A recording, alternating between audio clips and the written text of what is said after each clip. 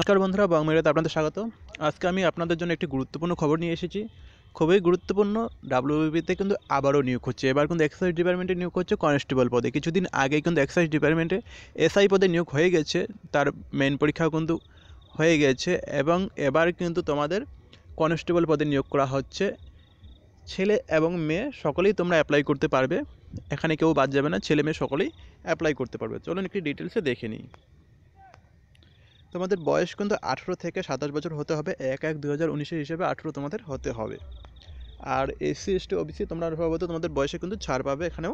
আর qualification তোমাদের শুধুমাত্র মাধ্যমিক চাওয়া হয়েছে।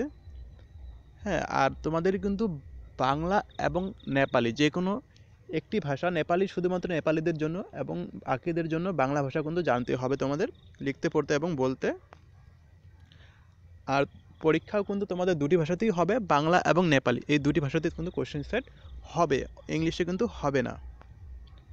আর তোমাদের অ্যাপ্লাই কিন্তু শুরু হচ্ছে 11 তারিখ থেকে, আর লাস্ট ডেট হচ্ছে তোমাদের 10 তারিখ, 4 মাস।